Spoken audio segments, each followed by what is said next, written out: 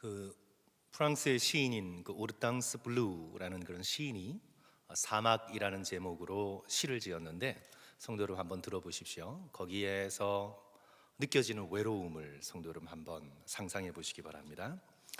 그는 사막에서 너무도 외로운 나머지 뒷걸음으로 걸었다. 모래 위에 찍힌 자기 발자국을 보기 위해서. 짧은 시지만 성도 여러분, 외로움이 그냥 확 마음에 와 닿으시나요? 아니 뭐 그냥 덤덤하신가요? 어떠세요, 성도 여러분? 이 정말 사막도 외롭습니다. 사막도 외로운데 그 사막을 혼자 걸었습니다. 너무너무 외로워서 자기 발자국이라도 보려고 거꾸로 뒷걸음으로 걸었습니다. 인생을 살아가는 고독한 인간 실존의 모습을 그 시는 너무나 잘 표현하고 있습니다. 믿는 우리는 절대로 인생을 홀로 걸어가지 않습니다. 인생이라는 사막에, 이 거친 인생이라는 광야에 놀라운 영적인 동반자가 계십니다. 오늘 예수 그리스도께서 그분을 오늘 우리에게 소개해 주고 계십니다. 그분의 이름은 바로 보혜사이십니다. 그리고 성령이십니다. 26절 말씀 보시면, 보혜사 곧 아버지께서 내 이름으로 보내실 성령, 그가 너희에게 모든 것을 가르치시고 내가 너희에게 말한 모든 것을 생각나게 하시리라. 보혜사, 성령이신데 특별히 파라클레테스, 보혜사라는 것은요, 동사 파라칼레오에서 나왔는데 옆에서 부르는 것입니다. 칼레오, 파라, 부르다, 옆에서 부르는 자라는 뜻입니다. 그러니까 옆에서 함께 동행하면서 믿음의 백성이 어디를 가든, 사막을 걷든 광야 가운데 있든 사망의 음침한 골짜기를 걸어가든 언제나 믿는 자와 함께 옆에서 함께 있으면서 조용히 걸으시는 것이 아니라 끊임없이 우리를 부르십니다. 칼레오, 부르다. 보혜사의 뜻입니다. 우리 영어로는 그래서 comforter, counselor 이렇게 번역을 했습니다. 위로자, 상담자지요. 옆에서 우리와 함께 걸으면서 힘을 내라고, 실망하지 말라고, 조금만 더 걸어가면 된다고, 더 힘을 내서 한 걸음 더 걷자고, 우리 옆에서 불러주시는 분, 보혜사 성령 하나님을 오늘 예수 그리스도께서 우리에게 소개해 주고 계십니다. 그래서 오늘 이 본문의 말씀은 예수 그리스도께서 십자가에 달리시기 전에 보혜사에 관한 두 번째 약속인데, 첫 번째 약속은 14장 16절 17절에 나옵니다. 거기에서 이제 보혜사, 함께 하시는 성령 하나님의 모습을 좀 더 분명하게 오늘 우리에게 보여주고 있는데, 저희들 앞으로 좀 가서 우리 14장 16절 17절, 우리 같은 장이네요. 우리 14장 16절 17절 우리 다 같이 성도 여러분 함께 읽었으면 좋겠습니다. 내가 아버지께, 우리 같이 읽습니다. 시작. 내가 아버지께 구하겠으니 그가 또 다른 보혜사를 너희에게 주사 영원토록 너희와 함께 있게 하리니 그는 진리의 영이라. 세상은 능히 그를 받지 못하나니 이는 그를 보지도 못하고 알지도 못함이라. 그러나 너희는 그를 아나니 그는 너희와 함께 거하시며 또 너희 속에 계시겠음이라. 무엇이 강조되고 있습니까? 너희와 함께 하시겠다. 내가 어딜 가든지, 내가 어떻게 움직이든지 너의 옆에서 너희와 함께 하시겠다. 너희는 그를 아나니 그는 너희와 함께 거하시며 너희 속에 계시겠음이라. 우리를 떠나지 않으시는 분, 우리 안에 내주하시는 하나님, 성령 하나님, 보혜사 성령 하나님을 오늘 우리에게 말씀하고 계시죠. 오늘 이 본문의 말씀이 예수 그리스도께서 십자가의 고난을 바로 앞에 두고 주시는 그런 말씀입니다. 예수 그리스도께서 사역의 초기에 보혜사 성령님을 말씀하신 것이 아니라 이제 십자가에 달려 돌아가시는 공생애의 마지막 사역을 앞두시고 예수 그리스도께서 보혜사 성령님을 보내시겠다고, 보내달라고 성부 하나님께 말씀드리겠다고 오늘 약속하고 계시죠. 그러니까 다시 말씀드리면 보혜사 성령 하나님의 coming, 성령 하나님의 오심은 이제 십자가를 앞두고 예수 그리스도의 going, 예수 그리스도의 가심을 전제로 하고 있습니다. 그러니까 예수 그리스도께서 떠나셔야만 성령 하나님 보혜사께서 어떻게 되시는 거예요? 내려오시는 겁니다. 오시는 겁니다. 여기서 예수 그리스도의 떠나심은 당장은 십자가의 죽으심이고, 그리고 멀리는 예수 그리스도께서 육체적으로 제자들과 함께하지 않으시는 승천을 의미합니다. 어떤 경우든 간에 physically 예수 그리스도께서 더 이상 제자들과 함께하지 않으십니다. 이제 제자들은 더 이상 예수 그리스도를 만질 수 없고, 예수 그리스도의 눈을 볼 수 없고, 그리스도와 함께 먹으며 그 목소리를 직접적으로 들을 수 없습니다. 그런데 이 예수 그리스도의 이 physical absence, 예수 그리스도의 이 육적인 부재가 바로 제자들과 우리에게 나쁜 소식이 아니라 좋은 소식이라는 거예요. 왜요? 예수 그리스도께서 육적으로 계시지 않을 때에만 성령께서 presence, 성령께서 임재하시기 때문입니다. 그러니까 예수 그리스도의 육체적 부재가 성령의 영적 임재의 전제 조건입니다. 그래서 2장 후에 예수 그리스도께서 16장 7절에서 이를 분명히 제자들에게 말씀하고 계십니다. 그러나 내가 너희에게 실상을 말하노니 내가 떠나는 것이 너희에게 유익이라. 내가 떠나가지 아니하면 보혜사가 너희에게 오시지 아니할 것이요 내가 가면 내가 그를 너희에게 보낼 것이라. 이는 예수 그리스도께서 단지 제자들 12제자들만을 위해서 하시는 말씀이 아니라 오늘 우리를 향한 말씀이죠. 오늘 우리는 예수 그리스도께서 육체적으로 느껴지지 않고 보여지지 않고, 그래서 예수 그리스도를 육체적으로 봤으면 좋겠다 이렇게 생각하지만 아니라, 사실 내가 육체적으로 함께하지 않는 것이 너희에게 유익한 것이라. 왜냐하면 누가 계시기 때문에? 성령 하나님 보혜사께서 너의 옆에서 너를 부르며 격려하며 너희 속에 내주하여 세상 끝날까지 항상 너희와 함께할 것이기 때문에, 그것으로 인해서 오히려 너희에게 복된 것이라. 예수 그리스도께서 제자들을 통해 오늘 우리에게 그렇게 말씀하고 계시는 것입니다. 이는 이제 우리에게 무엇을 미리 복음서를 뛰어넘어서 상상해 보라고 얘기하고 있습니까? 예수 그리스도께서 누가복음에서 승천하시고 난 다음에 이제 사도행전 2장, 예수 그리스도께서 육체적으로는 안 계십니다.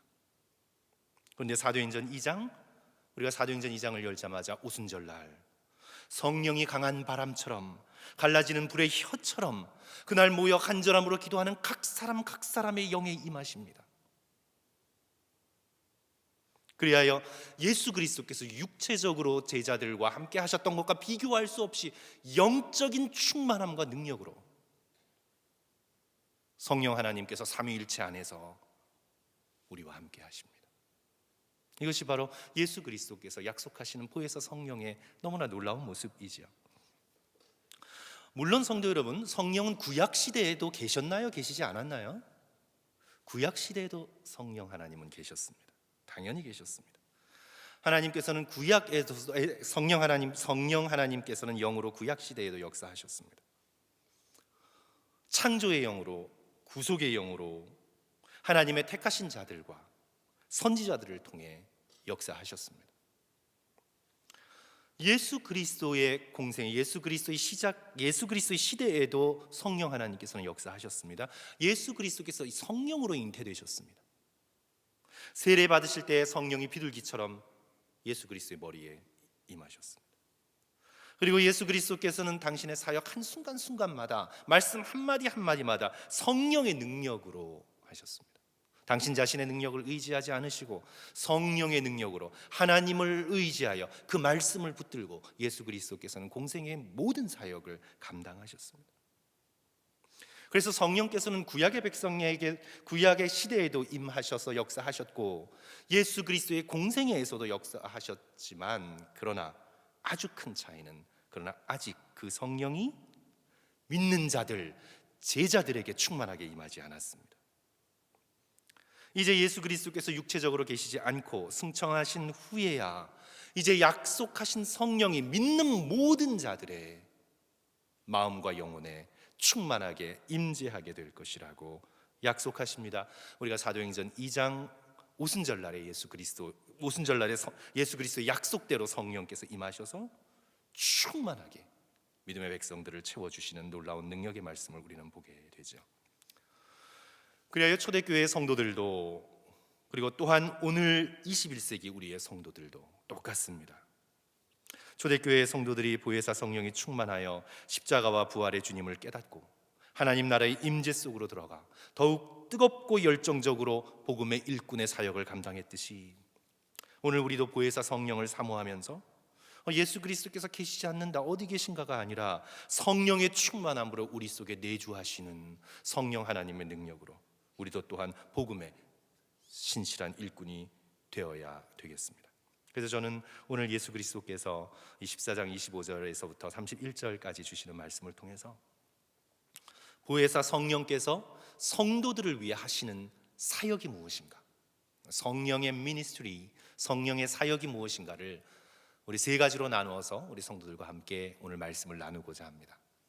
우선 성령의 가장 주된 사역은 가르치심의 사역입니다.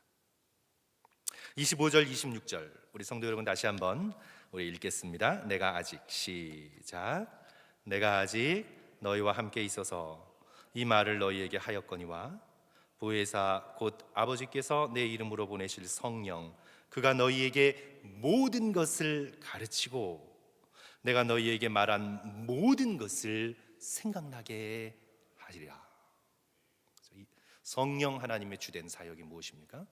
Teaching ministry, 가르치시는 사역입니다. 그가 너희에게 모든 것을 가르치고 하나님에 대하여, 예수 그리스도에 대하여, 다가올 하나님 나라의 그런 영광에 대하여, 천국 복음에 대하여 성령께서 우리 곁에서 우리를 부르시며 가르치실 것이다. 그리고 예수 그리스도께서 하신 말씀을 깨닫게 하실 것이다. 내가 너희에게 말한 모든 것을 생각나게 하리라. 성도 여러분, 예수 그리스도의 공생의 기간 동안 예수 그리스도께서 육체적으로 함께 하셨잖아요. 제자들과 함께 가깝게, 그들과 함께 3년 동안 동고동락 하시면서. 그래서 제자들은 누구보다도 예수님을 잘 알고 있다고 생각했어요. 그러나 그렇지 않아요. 예수님의 피지컬한 프레젠스가 결코 제자들의 눈을 열어주지 못합니다. 예수 그리스도의 공생애 동안 제자들은 예수님이 누구인지를 깨닫지 못했습니다. 복음서를 쭉 읽어내려가다 보시면 마가복음 8장 17절 보시면 예수 그리스도께서 제자들을 보시고 한탄하세요. 너희가 어찌 떡이 없으므로 수군거리느냐, 아직도 알지 못하고 깨닫지 못하느냐, 너희 마음이 이토록 둔하냐. 예수 그리스도께서 십자가의 고난과 부활에 대하여 한 번만이 아니라 3번씩 말씀하실 때에 제자들이 예수 그리스도의 그 거룩하신 입에서 나오는 그 강력한 말씀을 듣고도 누가복음 18장 34절 제자들이 이것을 하나도 깨닫지 못하였습니다. 그 말씀이 감추어졌으므로 그들이 이르신 바를 알지 못하였더라. 아직 성령을 받지 못했기 때문에 말씀을 들어도 하나도 깨닫지 못합니다. 성령을 받지 못했기 때문에 그 말씀이 자신들의 영혼에 숨겨져 있습니다. 그러나 이들이 성령 충만함을 받은 다음에 어떤 일이 벌어집니까? 예수 그리스도께서 하셨던 말씀들이 기억나기 시작합니다. 요한복음 12장 6절 말씀, 12장 16절 말씀, 제자들이 처음에 이 일을 깨닫지 못하였다가 예수께서 영광을 얻으신 후에야, 그러니까 예수 그리스도와 함께 육체적으로 있을 때에는 깨닫지 못하였습니다. 그러나 예수 그리스도께서 영광을 얻으신 후에야, 부활하시고 승천하신 후에야, 예수 그리스도께서 계시지 않은 후에야 이것이 예수에 대하여 기록된 것임과 사람들이 예수께 이같이 한 것이 생각났더라. 성령의 충만함으로 인해서 예수 그리스도의 말씀이 생각나고 구약의 말씀이 예수 그리스도를 위하여 기록된 말씀임을 제자들이 비로소 깨닫기 시작합니다. 성령을 받아야만, 성도 여러분, 성경의 말씀이 깨달아지기 시작하고 성령을 받아야만 예수 그리스도가 누구이신지 비로소 알게 됩니다.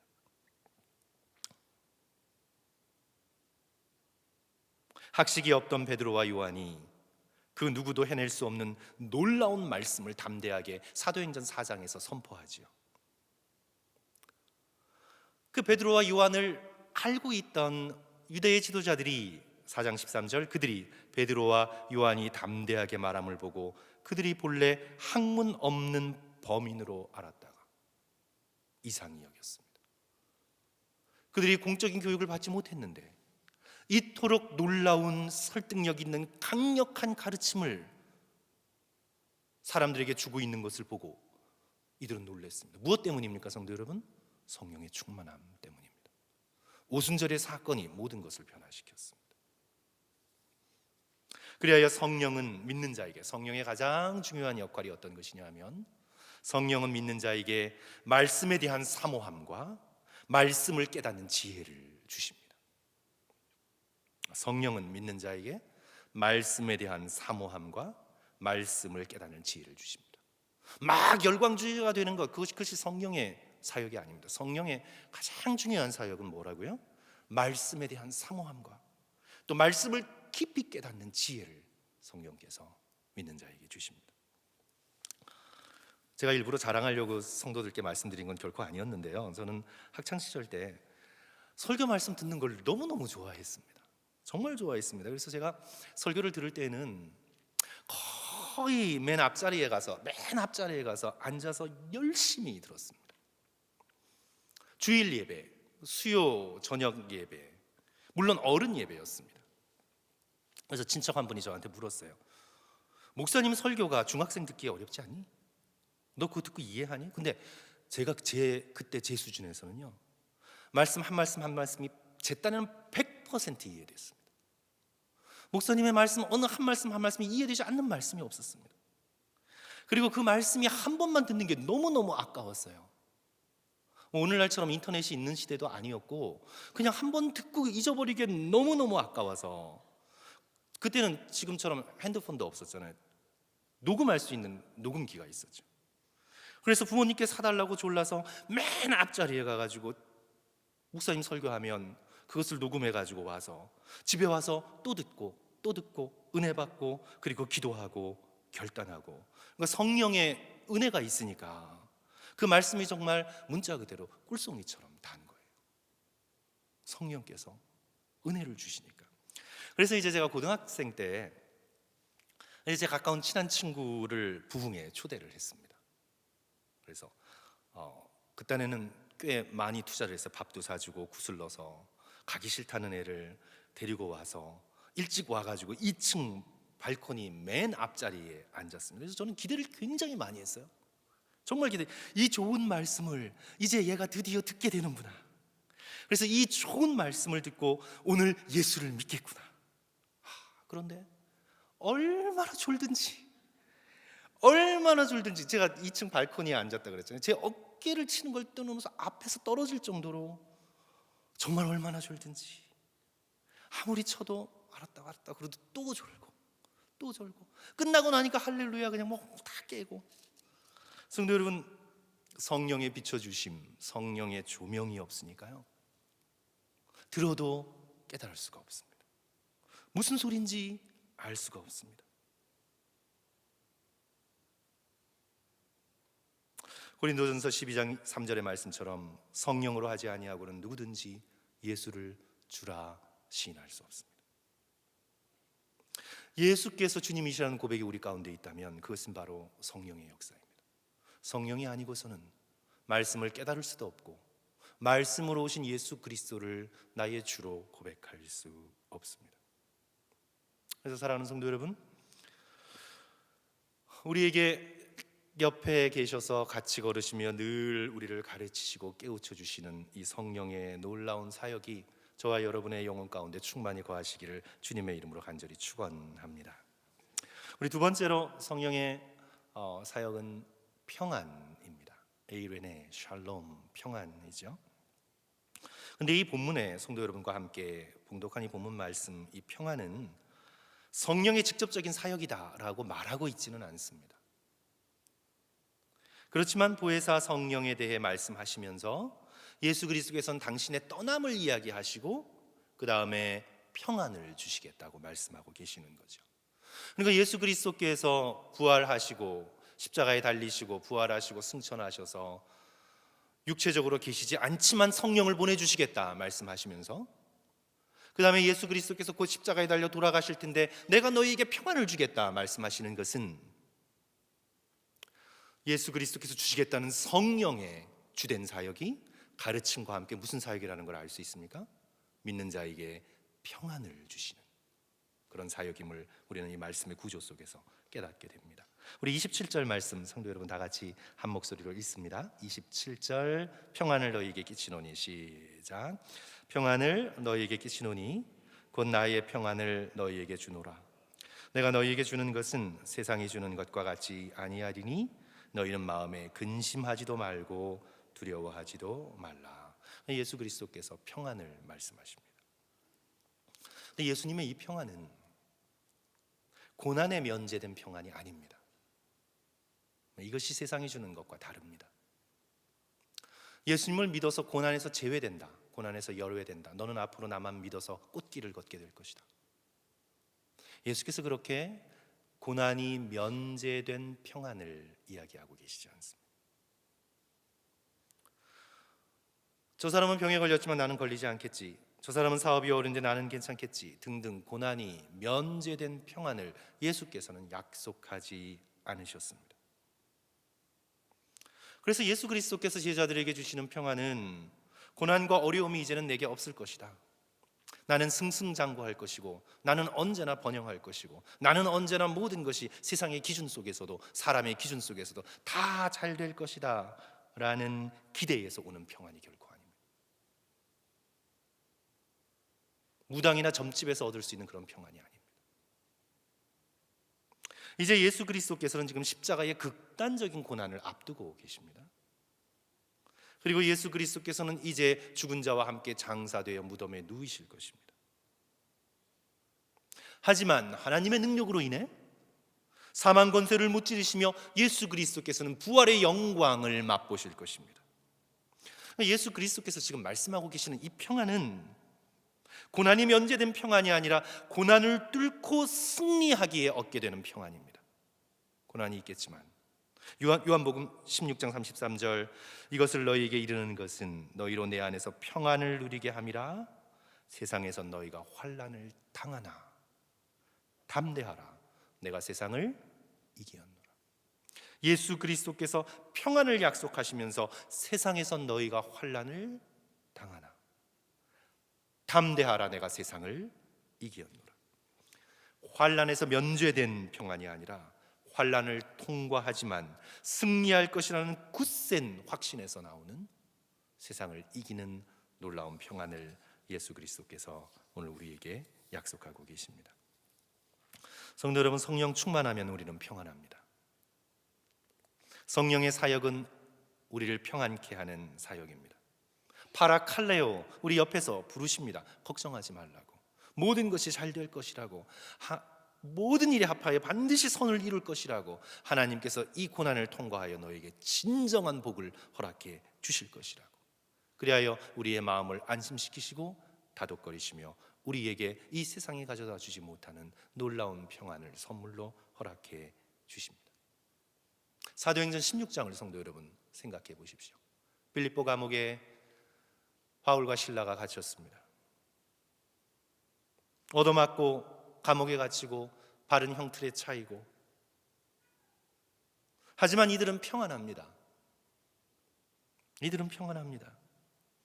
그 고난의 깊은 밤에 이들은 성령 충만하기에 소리내어 하나님을 찬양합니다. 예수 그리스도께 기도합니다. 바울과 실라 속에 있는 성령 충만이 가져다주는 놀라운 평안을 성령의 행전인 사도행전이 기록하고 있습니다. 그래서 성령 충만하면 성도 여러분, 우리는 평안합니다. 우리는 우리의 환경이 바뀌어지기를 그것만을 위해 기도할 것이 아니라 우리가 성령 충만한 사람이 되어서 우리가 어떤 환경 가운데서도 하나님이 주시는 평안을 누릴 수 있기를 기도하고 간구하는 저와 여러분이 되어야 되겠습니다. 교수형을 앞두고 있는 휴 맥케일의 고백을 성도 여러분 들어보십시오. 영국 국교도회에는 설교하지 말라는 그런 법을 어겼다고 해서 1666년 26살의 나이에 체포되어 고문당하고 결국은 교수형에 처해지게 됩니다. 교수형을 앞에 두고 이 휴 맥케일은 이렇게 고백합니다. 이제 나는 하나님과 함께합니다. 아버지와 어머니, 친척들과 친구들에게 작별을 고합니다. 고기여 음료여 안녕. 해와 달과 별들이여 안녕. 하나님 아버지 반갑습니다. 하나님 아버지 반갑습니다. 새 언약의 중보자이신 예수여 정말 반갑습니다. 모든 위로와 은혜의 성령님이시여 진정으로 반갑습니다. 죽음이여 어서 내게 오라. 오 주여, 주님의 손에 내 영혼을 맡깁니다. 진리의 하나님이신 주님께서 내 영혼을 구속해 주셨습니다. 성도 여러분, 죽음을 앞에 두고 그 모진 고문을 통과하여 그의 입에서 내뱉는 말을 보십시오. 하나님 반갑습니다. 이제 제가 주님을 뵙게 되겠습니다. 성령님이여, 예수여 정말 반갑습니다. 사랑하는 성도 여러분, 성령 충만한 자에게 주시는 이 놀라운 평안을 우리도 함께 간구하고 간직할 수 있는 그런 저와 여러분 되시기를 주님의 이름으로 간절히 축원합니다. 이제 마지막으로 믿음입니다. 그러니까 가르침, 평안, 그 다음에 믿음. 우리 28절, 29절 우리 다 같이 성도 여러분 함께 읽습니다. 내가 갔다가 시작. 내가 갔다가 너희에게로 온다 하는 말을 너희가 들었나니 나를 사랑하였더라면 내가 아버지께로 감을 기뻐하였으리라. 아버지는 나보다 크심이라. 이제 일이 일어나기 전에 너희에게 말한 것은 일이 일어날 때에 너희로 믿게 하려 함이라. 너희로 믿게 하려 함이라. 성령이 충만하면 이 세상에서 일어나는 온갖 비극과 고통과 상실 가운데에서도 하나님의 뜻을 발견해냅니다. 이게 믿음의 저력입니다. 지금은 비극이고 지금은 고난이고 지금은 잃어버린 것 같지만 여기에 하나님의 놀라운 뜻이 숨어 있음을 깨닫고 믿게 됩니다. 이 성령 충만한 자의 놀라운 특징입니다. 예수께서 지금 갔다가 너에게로 온다라고 이 말씀드린 것처럼 십자가의 고난과 부활을 말씀합니다. 예수님께서 going, 가십니다. 십자가의 고난받고 죽으심으로 하나님께 가십니다. 하지만 그리스도께서 부활하셔서 다시 오시고 재림주로 오실 것입니다.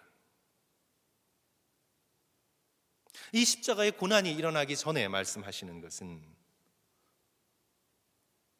일이 일어날 때에 너희로 믿게 하려 함이라.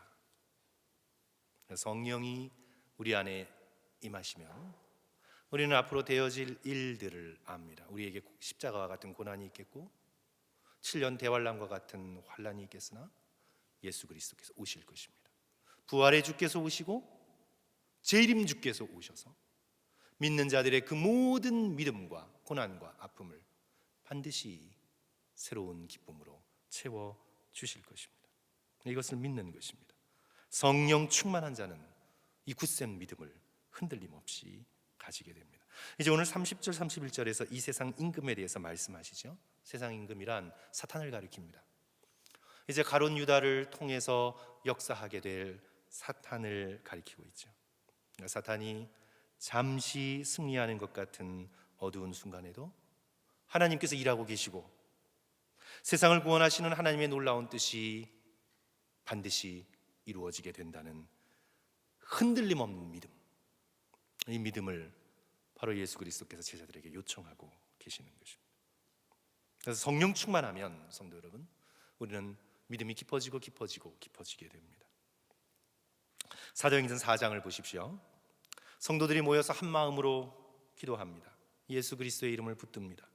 어떤 일이 벌어집니까? 4장 31절 빌기를 마침에 모인 곳이 진동하더니 무리가 다 성령 충만하여 담대히 성령 충만하여 담대해집니다. 하나님의 말씀을 전하니 간절한 기도가 성령 충만함으로 이어지고, 성령 충만함을 받으니 작은 일에도 놀라고 큰일 났다 그러는 것이 아니라 성령 충만함을 받으니 담대해집니다. 어떤 일이 일어나도 흔들리지 않습니다. 두려워하지 않습니다. 소문에 소문을 쫓아가지 않습니다. 성령 충만하니 그 자리에서 굳건하게 서서 나의 곁에서 말씀하시는 성령으로 인해서 충만해지니 어떤 상황, 어떤 가운데 있든지 담대해집니다. 담대해집니다. 우리가 다 성령이 충만하여 담대히 하나님의 말씀을 전하니라. 그래서 사랑하는 성도 여러분, 성령 충만한 믿음의 백성들은요, 이런저런 일로 큰일 났다고 두려워 떠는 사람들에게 같이 두렵게 호들갑 떨지 않습니다. 굳건한 중심 가운데 서서 성령께서 주시는 확신과 성령께서 함께 하시는 위로로서 두렵고 떠는 가족들, 사람들을 안심시키고 기도하게 하고, 괜찮다고, 하나님께서 함께 하신다고, 성령께서 함께 역사하신다고 두려워하지 말라고, 두려워하는 자들에게 믿음을 주고 담대하게 하는 성령의 놀라운 사역에 동참하게 됩니다. 보혜사 성령은 우리를 강건하게 하시는 분이십니다. encourager, 우리를 encourage 하시는 분이십니다. 그래서 성령의 충만함을 체험하면 성도 여러분, 우리는 어떻게 됩니까? 담대해집니다. 믿음이 강건해집니다. 사랑하는 성도 여러분, 어떻게 우리가 성령을 체험할 수가 있을까요? 성령의 가르치시며 평안을 주시며 믿음을 담대하게 하시는 이 성령의 놀라운 사역이 오늘 우리들의 삶 가운데 일어날 수 있도록 우리가 어떻게 이 놀라운 성령의 은혜를 체험할 수가 있을까요? 저는 우리에게 잘 알려지지 않은 한 사람을 소개함으로써 오늘 말씀을 좀 마치려고 합니다. 세미 카분 모리스라는 아프리카 청년인데요, 들어보시지 않았죠? 세미 모리스라는 아프리카 청년입니다. 아프리카 라이베리아 출신 청년입니다. 아프리카에서 악덕 업주의 빚에, 아버지가 악덕 업주의 빚에 시달려서 이 아들, 그러니까 자기 자신이죠, 자기를 끌어다가 거의 죽도록 매일 매를 때리는 거였습니다. 돈 내놓지 않으면 아들을 죽이겠다고. 매일 밤 그렇게 맞다가 어느 날 밤 이제 더는 맞지 못해서 죽게 되었습니다. 그래서 이제는 죽는구나, 이제는 죽는구나 생각하는데, 이제 나는 죽었구나, 맞으면서 이제 나는 죽었구나 생각을 하는데, 갑자기 그 순간 아주 밝은 빛이 자신을 비추더니 얻어맞고 있는 등에 힘을 주시고 손과 발에 힘을 주시고, 갑자기 여태까지 자기가 경험해보지 못한 힘이 솟아오르는 거예요. 그래서 얻어맞다가 벌떡 일어나서 도망가야 되겠다 생각하고 뛰고 해서 결국은 목숨을 건지게 되고, 그래야 결국 선교사를 만나서 예수 그리스도에 대해 배우고 이제 그곳에서 독실한 기독교의 신자가 됩니다. 선교사들이 그에게 신앙을 가르치는데 그가 얼마나 잘 믿는지, 이것저것 따지고 복잡하게 그러지 않고 얼마나 단순하게, 얼마나 잘 믿는지 가르쳐놓고 선교사들도 겁이 나는 거예요. 너무 잘 믿어서. 그래서 이 세미 모리스의 이 너무나 단순하면서도 강력한 믿음에 놀라서 이 선교사님들이 생각을 하는 거예요. 이 세미 모리스를 미국에 데려다가 그 나이 또래의 미지근한 미국 학생들의 믿음을 일깨우고, 그래서 이로 하여금 아프리카 선교의 촉매자로 삼으려고 해서 그를 뉴욕으로 데려갑니다. 그때가 1891년입니다. 미국에 처음 갔더니 이제 사람들이 이 세미 모리스를 뉴욕시 이곳저곳으로 데리고 다니며 보여줍니다. 호의를 가지고 보여주는 거죠. 그래서 이 세미 모리스에게 이 빌딩 보라고, 저 빌딩 보라고, 이 건물 보라고, 얼마나 놀랍냐고. 아프리카에서는 절대로 볼 수 없는 화려한 건물들과 빌딩 숲을 이 세미 모리스에게 보여준 거죠. 근데 세미 모리스는 거기에 놀라지를 않아요. 뭐 평정한 표정입니다. 그리고 그걸 보여주면서 그렇게 하는 학생들에게 세미 모리스가 이렇게 얘기합니다. 제가 뉴욕에 온 것은 빌딩을 보기 위함이 아닙니다. 저는 성령님에 대해 알고 싶어서 이곳 미국 땅에 왔습니다. 당신들은 성령님에 대해 무엇을 알고 있습니까? 이렇게 겸손하게 물어봤어요. 그런데 이 기독교인들조차도 확신 있게 대답을 하지 못하는 겁니다. 그래서 이 세미 모리스가 그때 감리교 교도들이었는데요, 감리교 신자들이 모인 자리에서 그가 이렇게 말합니다. 내가 알기에 미국 감리교인들도 성령님을 믿는다고 들었습니다. 저에게 제발 성령님에 대하여 알려주십시오. 나는 그분에 대해 더 많이 알고 싶습니다. 혹시 어떤 학생도 쓰지 않는 지붕 가장자리에 조그만 다락방 하나 있다면 저에게 좀 빌려주십시오. 저는 거기서 성령님을 체험하도록 엎드려 기도하고 싶습니다.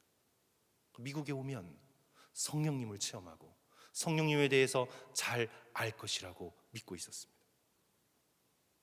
성도 여러분, 이 세미 모리스의 이 믿음이 너무나 단순하고 놀라운 믿음입니다. 이 빌딩 저 빌딩, 뉴욕시의 화려함에 놀라고 휘둥그레며 마음을 빼앗기는 것이 아니라 그에게 단 한 가지의 가장 깊은 소원은 성령님을 만나고 알고 싶었습니다. 그래서 성령의 충만함을 받고 또 받고 또 받고 싶었습니다. 그래서 이 세미 모리스는 이 미국에 머무르는 3년 정도의 시간 동안, 그가 3년 있다가 죽어요. 이 아프리카 사람에게 익숙치 않은 그 동부의 그 춥고 습기 있는 날씨 때문에 이 폐렴을 이기지 못하고 그 3년 후에 25살인가 4살의 나이로 그가 죽습니다. 그런데 그 짧은 그 기간 동안요, 그 짧은 3년의 기간 동안 그는 성경책 한 권과 그 쪽방 하나 가지고 있었어요. 그것이면 충분했습니다. 그 3년 동안 그가 그 뉴욕 뒷골목의 홈리스들에게 미친 영적인 영향, 그리고 그가 특별히 미국 테일러 대학교의 학생들에게 끼친 영적인 감화력은 이루 말할 수 없이 큰 것이었습니다. 이 3년의 기간 동안. 그리하여 오히려 세미 모리스는 성령을 체험하러 왔다가 오히려 미국의 홈리스들과 또 미국의 대학생들에게 성령의 충만함을 증거하면서 그의 짧은 생이지만 그 삶을 미국에서 마감합니다. 그리고 그의 삶을 바라보고 도전을 받은 많은 학생들이 일어나서 이 미국 테일러 대학교를 중심으로 아프리카의 본격적인 선교의 사역이 놀랍게 펼쳐지는 것을 역사가 증거하고 있습니다. 사랑하는 성도 여러분, 우리가 성령의 충만함을 받기 위해선 우리 세미 모리스처럼 세상의 화려함에 대한 관심을 내려놓고 성경책 하나를 들고 골방에 들어가 무릎 꿇고 엎드려 간구하며 성령 충만함을 구할 때 성령께서 우리의 마음을 열어주시고 우리에게 가르침을 주시고 예수 그리스도의 살아있는 놀라운 말씀을 기억나게 하시고 세상이 줄 수 없는 놀라운 평안을 우리에게 허락하시고 조그만 일에도 두려워 낙심하는 우리에게 흔들리지 않는 담대한 믿음을 허락해 주실 줄 믿습니다. 이 성령 충만함의 은혜가 오늘 저와 여러분의 것이 되시기를 주님의 이름으로 간절히 축원합니다. 우리 한번 기도하겠습니다.